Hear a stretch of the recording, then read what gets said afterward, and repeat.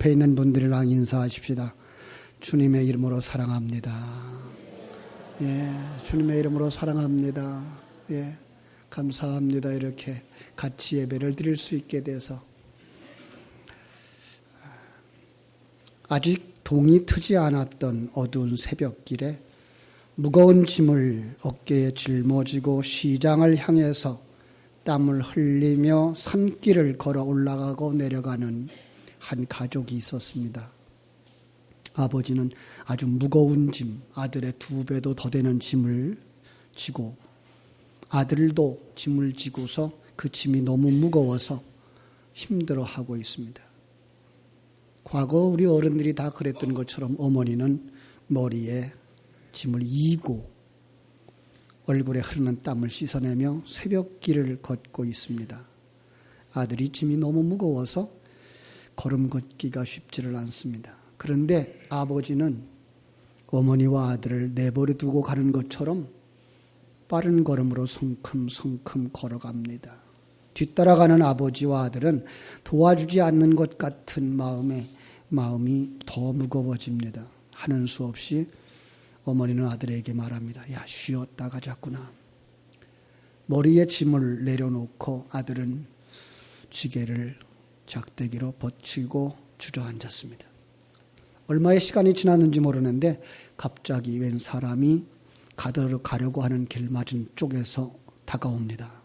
그들은 오히려 겁이 더 벌떡 났습니다.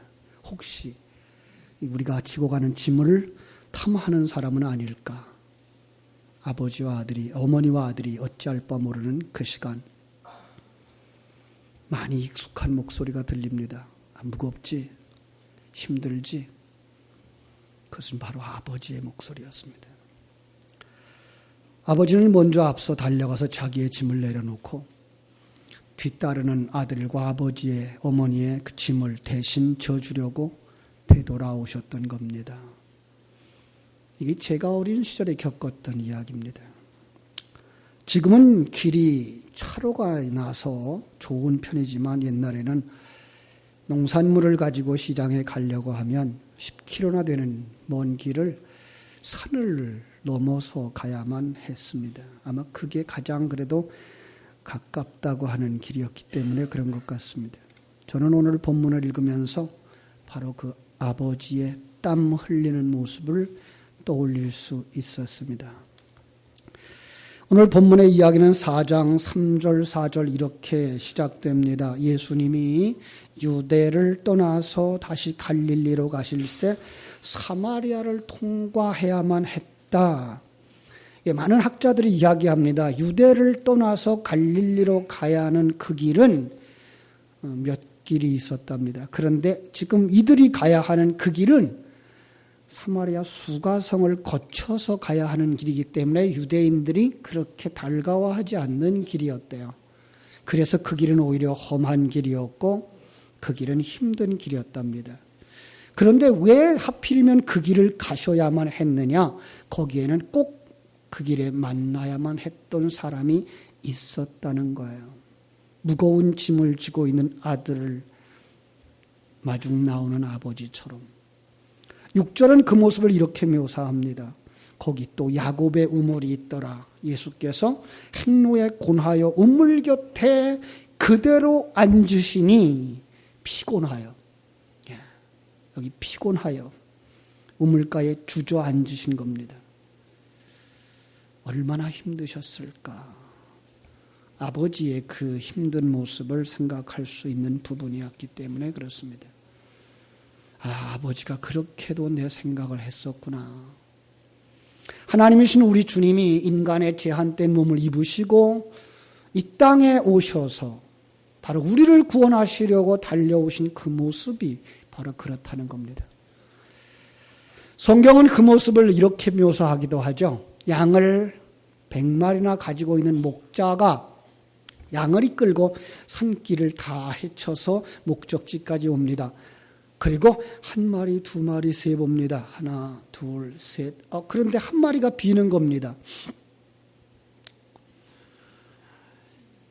그가 생각할 때에 이 1마리 어떻게 됐을까?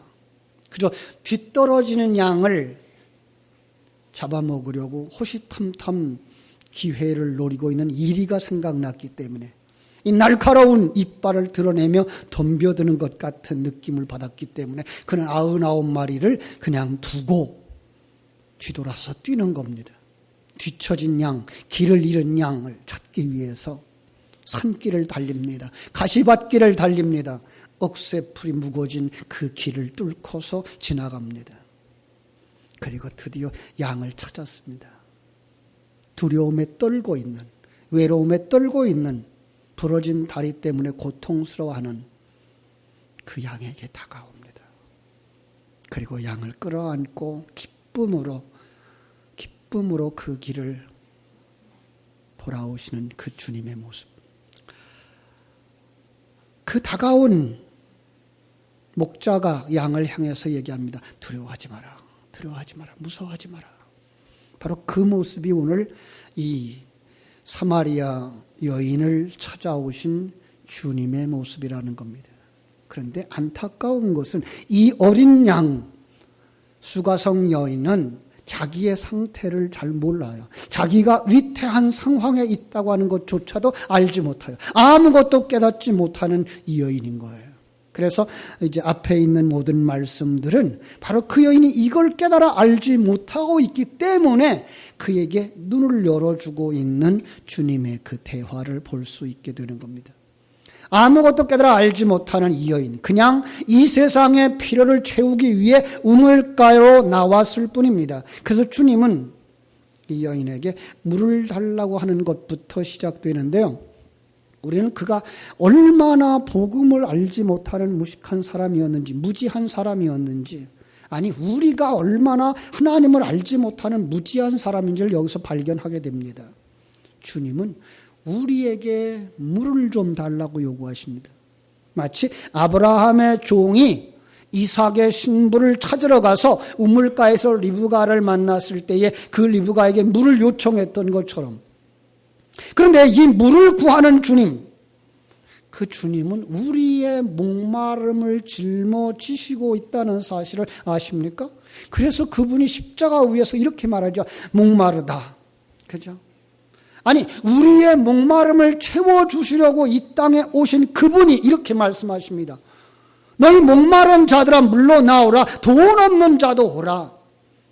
나는 목마른 자에게 물을 주며 마른 땅에 시내가 흐르게 하며 나의 영을 네 자손에게, 나의 복을 네 후손에게 부어주리라. 그 약속의 말씀을 이루어 주시려고 주님이 이 땅에 육신의 모습을 입고 오셨습니다. 찾아오셨습니다. 배고픈 자들에게 오병이어로 말미암아서 배부르게 먹여주었습니다. 소경에 눈을 뜨게 해주셨습니다. 문둥병자의 그 병을 치료해 주셨습니다. 혈루증 여인이 그 피가 그치도록 해주셨습니다. 주님은 이렇게 우리가 필요한 곳에 오셔서 우리의 필요를 채워주시는 그 충만으로 오신 것입니다. 그런데 주님은 왜 목말라 하실까요? 그것은 우리의 영혼을 살리는 그 일에 목마르시기 때문이었다라고 말씀하는 것입니다. 우리 주님이 십자가에서 하신 그 말씀이 이것을 증명하고 있는 것입니다.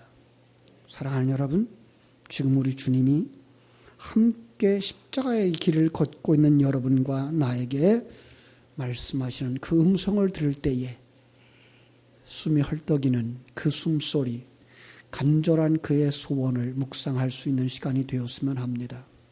오늘 이 본문은 이 사실을 깨닫지 못하는 한 여인과 제자들과의 대화 속에서 펼쳐집니다. 주님이 목마름을 호소하며 물을 달라는 이야기를 하지만 이것을 알아듣지 못하고 사마리아 여자는 어떤 유대 남자가 이 사마리아 여자인 자신을 희롱한다라고 생각하게 됩니다. 그래서 예수님은 정중하게 이렇게 말하죠. 만약에 당신이 당신에게 물을 좀 달라 하는 이가 누군지 알았더라면 당신은 그에게 구하였을 것이요 그가 생수를 주었을 겁니다. 아니 무슨 말입니까? 지금 목말라 물 달라고 했던 분이 물을 줄 수 있다라고 말하고 있는 거예요. 너는 그 물, 그 물이 목마른 자인데 그걸 알지 못하는구나 라고 말씀하시는 거예요. 너는 정말로 아직도 목마른 게 뭔지 모르는구나 이렇게 묻는 거예요. 여러분, 우리는 이 세상에 살아가면서 느끼는 많은 결핍, 부족, 목마름을 가지고 살아가지만 진정한 목마름을 모르고 사는 사람일 수가 있다는 겁니다. 그래서 주님은 이 사실을 이 여인에게 알게 해주는 방법으로 이렇게 얘기하죠. 네 남편을 데려오라. 이 여인에게 있어서 이건 정말 큰 약점이었습니다. 남에게 들키고 싶지 않은 어떤 것, 아니 남과 정말 얘기할 때에 정말 그것만이라도 가려놓고 싶었던 어떤 것, 그것이 있으면 행복할 것이라고 생각을 해서 이리저리 헤매면서 심령 속에 느꼈던 그 갈증, 그것이 오죽하면 5이나 있었다라고 말하는 겁니다. 여러분, 지금 우리 가운데에 누가 이렇게 살고 있다고 말씀하시는 음성이 들리지 않습니까? 바로 납니다라고 대답하고 싶지는 않나요? 이 문제만 해결된다면 행복할 텐데, 이것만 있으면 좋을 텐데, 내게는 왜 이게 없지? 남이 가진 것을 부러워하고, 때로는 속이 아파요. 그렇죠? 재물입니까? 지위입니까? 가정 환경입니까? 감당할 수 없는 체력입니까? 넉넉한 삶을 살도록 지원해주는 배경입니까? 여러분, 그런 것이 없어서 불행하다고 여기는 그분, 바로 그분이 여기에 사마리아 여인이라고 말씀하고 있는 것입니다. 여러분, 여기 등장하는 이 여인을 보십시오. 환한 대낮에 감추고 싶은 부끄러운 어떤 것, 주님 앞에서라도 감추고 싶은 어떤 것, 그런데 우리 주님은 이것까지도 지적하면서 우리를 비답표로 세우는 모습을 보시기 바랍니다. 여인은 얼른 말을 바꿉니다. 이제 예배 장소에 관한 얘기를 합니다. 그러자 예수님은 이렇게 말하죠. 여자여, 내 말을 믿으라. 이 산에서도 말고 예루살렘에서도 말고 너희가 하나님께 예배하는 때가 이르리니, 장소가 중요한 것이 아니라 어디서든지 내 하나님께 예배하면 된단다. 아픈 것을 콕 찌릅니다. 그런데 너희는 알지 못하는 것을 예배하고 우리는 아는 것을 예배한단다. 신령과 진정으로 예배하는 자를 하나님은 찾으신단다 라고 말씀하십니다. 사랑하는 여러분, 우리는 지금까지 정말 중요한 것이 아닌데 그것 때문에 그 어떤 핑계로 하나님 앞에 신령과 진정으로 예배드리지 못하고 있지는 않습니까? 그 어떤 것들 때문에. 이 시간 우리는 먼저 하나님 앞에서 그것을 정리했으면 좋겠어요. 우리 주님이 그 간절함이 깨달아지고 느껴지는 예배, 신령과 진정으로 드리는 그 예배, 정말 하나님 앞에 나와서 하나님, 제가 여기 왔습니다.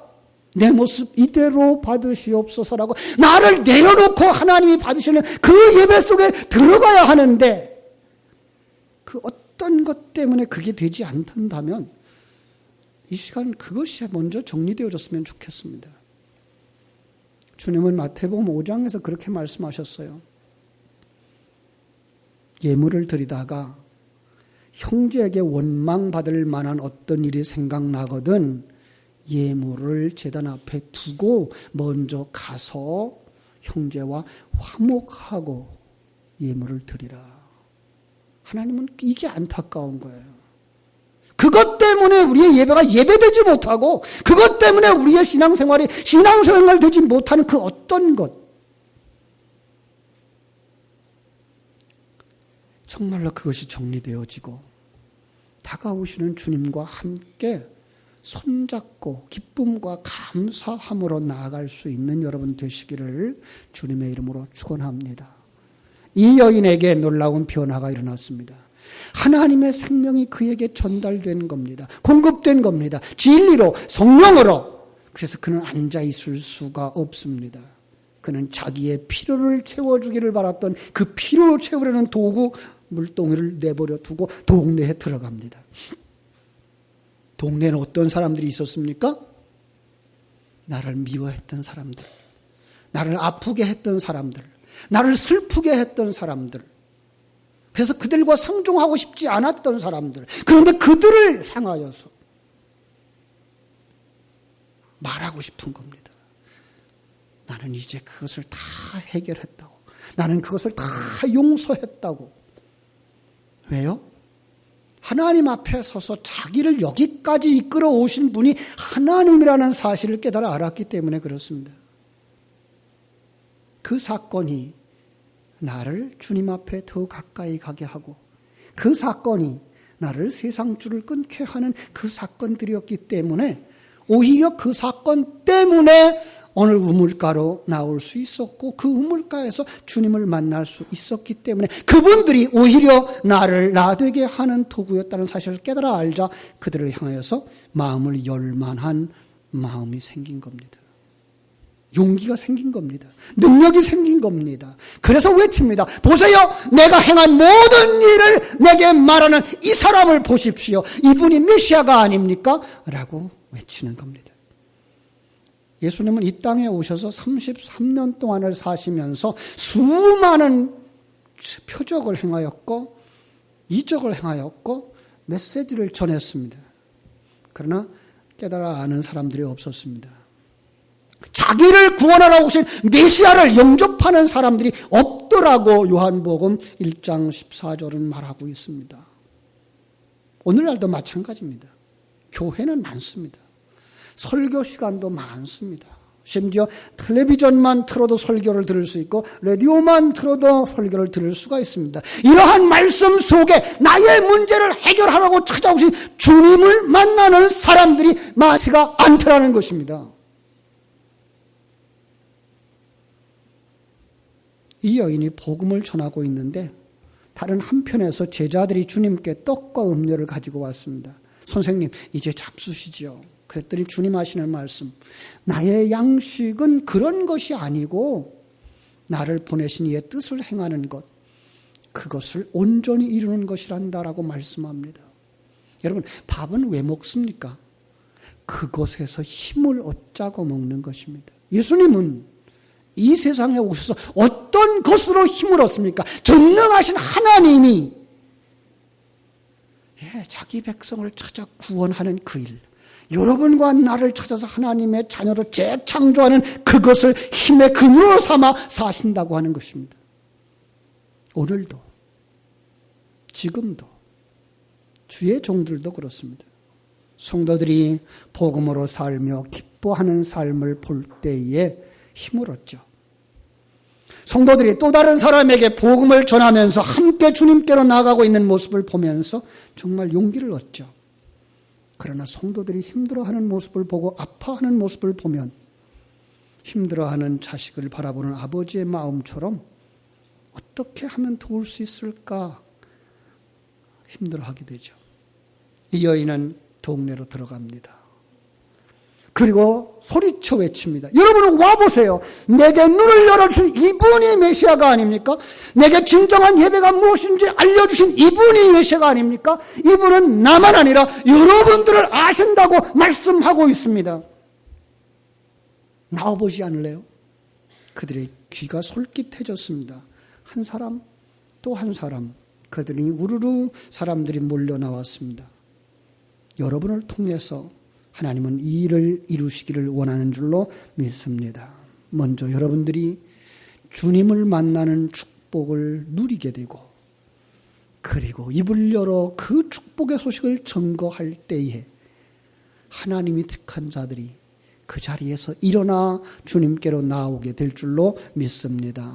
그리고 충만한 은혜를 또 다른 사람에게 전함으로 하나님이 찾고자 하여 여기까지 달려온 그 일의 완성을 위하여서 동역하는 그 축복의 사역에 동참하는 여러분들이 되시기를 주님의 이름으로 축원합니다. 하나님은 여러분을 통해서 기쁨을 누리기를 원합니다. 여러분을 통해서 힘을 얻기를 원합니다. 바로 그들의 삶, 그것이 바로 예배입니다. 주님을 만난 사람들에게 주어지는 그 경배의 시간, 주님을 만나지 못했다면 그들이 그 어떤 형식과 내용을 가지고 나온다고 해도 하나님을 기쁘게 할 수는 없을 것입니다. 여러분들이 먼저 신앙 고백에서 드린 것처럼 나와 함께 하시는 분이 이 우주를 만드신 창조자요, 이 우주를 섭리하시는 섭리자요. 그리고 목적대로 우리를 이끌어가고 계신 경륜자라고 하는 사실을 깨달아 알 때에 우리는 그 속에서 감사할 수밖에 없죠. 감격할 수밖에 없죠. 그리고 거기서 하나님 앞에 엎드려 경배하게 되는 줄로 믿습니다. 나를 위하여 십자가 지신 예수 그리스도, 우리를 하나님의 생명 가운데 살게 하시며 능력 가운데 살게 하시며 은혜 가운데 살게 하시는 성령님의 역사를 깨달아 알고 그 앞에 경배할 때 그 사람 속에서 찬송이 울려 나올 줄로 믿습니다. 찬송. 그것은 하나님의 놀라우심에 대한 감탄이고 그것을 고백하는 고백인 것입니다. 찬양의 주체는 사람이 아닙니다. 하나님을 그 나를 도우시고 인도하시고 만드시는 그 하나님을 찬송하는 것입니다. 사랑하는 여러분, 정말로 예배 후에도 기억되는 찬양 기억하십니까? 기대합니까?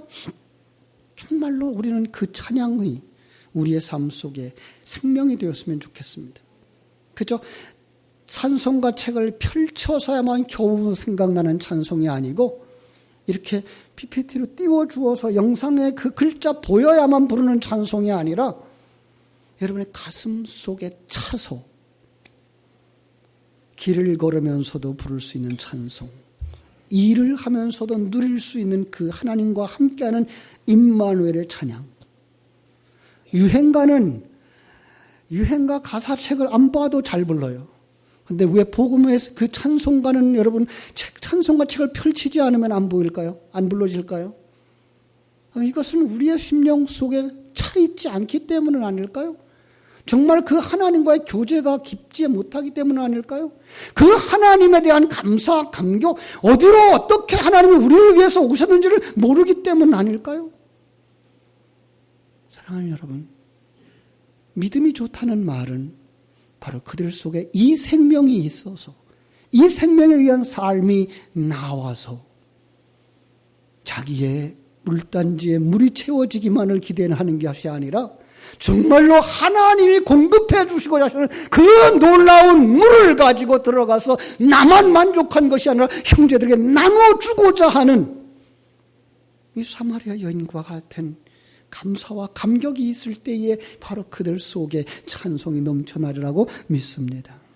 정말로 은혜 속에 찬송할 수 있고 감격 속에 찬송할 수 있고 하나님의 영광을 들으며 찬송할 수 있는 자들이 되어지기를 주님의 이름으로 축원합니다. 그 사람의 삶, 그것이 바로 증인의 삶입니다. 그렇습니다. 그가 처한 어떤 환경이 그를 넘어지게 하지 못합니다. 그 사람이 처한 그 어떤 환경이 그를 연약하게 하지 않습니다. 왜냐하면 전능하신 하나님이 자기와 함께하고 있다는 사실을 누리기 때문입니다. 그것은 가난도 두렵지 않고 질병도 두렵지 않고 연약함도 두렵지 않습니다. 왜냐하면 하나님의 뜻을 깨달아 알기 때문입니다. 이 세상 속에서 나를 완성시키면 천국으로 데려갈 것이라고 하는 이 확실한 믿음이 그 속에 있기 때문에 오늘 죽어도 천국에 갈 수 있다라고 하는 분명한 소망을 가진 자로 살기 때문에 그렇습니다. 그래서 우리는 그 좋은 곳, 그 아버지가 계신 곳, 그 풍성함이 있는 곳, 탕자가 발견했던 내 아버지 집에는 풍족한 일꾼이 많은데 라고 생각했던 그곳을 자랑할 수 있고 그것을 그리워할 수 있는 사람이 고난 속에 있고 갈등 속에 있고 방황 속에 있는 그를 데리고 가자! 우리 같이 이 길을 가자! 천국으로 가자! 이끌어갈 수 있게 되는 줄로 믿습니다. 여러분 속에 이 은혜가 충만되어져 여러분의 심령이 천국을 누리고 다른 사람들을 천국을 누릴 수 있는 자리까지 인도하는 여러분 되시기를 주님의 이름으로 축원합니다. 기도하겠습니다. 하나님 우리 아버지, 하나님의 크신 은혜와 사랑을 감사